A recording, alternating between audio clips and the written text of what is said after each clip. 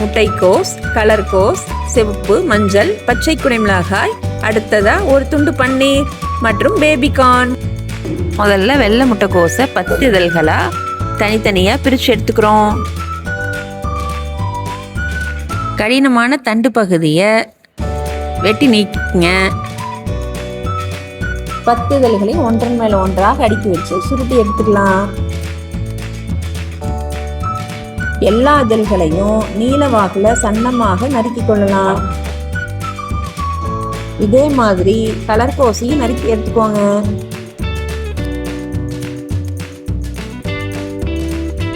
வெள்ளை முட்டைக்கோஸ், கலர்கோஸ் சமளவு எடுத்துக்கோங்க. ஒரு கேரட்டை எடுத்து அழுத்தி நீளமா சீவிக்கிங்க. முட்டைக்கோஸ், கலர்கோஸ் சமளவு எடுத்துக்கோங்க. அதில் பாதி அளவு கேரட் எடுத்துக்கலாம். பச்சை குடமிளகாய் 2ஆக வெட்டி அதில் இருக்கிற விதைகளையும் சதைப்பது நீக்கிக்கிங்க. பிறகு அதை சன்னமாகவும் நீளமாகவும் வெட்டிக்கலாம். இதேபோல் மஞ்சள் மற்றும் சிவப்பு குடமிளகாயும் வெட்டி கொள்ளலாம்.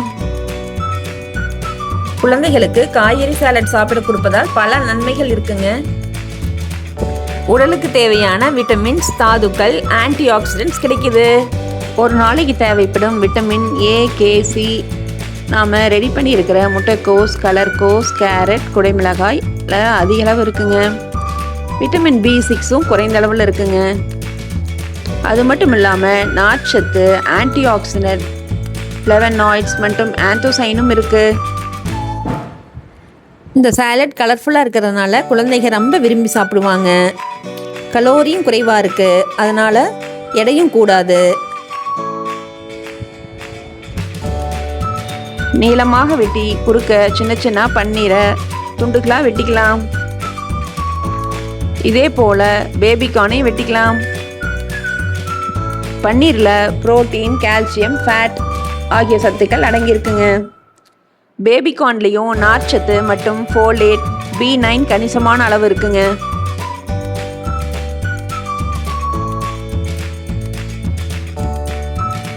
தேங்காயும் ஒரு கையளவு துருவி எடுத்து வச்சுருக்கோங்க. நாம் ரெடி பண்ணியிருக்கிற எல்லா காய்கறிகளையும் ஒரு அகலமான பாத்திரத்தில் ஒவ்வொன்றா சேர்த்து கலந்துக்கலாம்.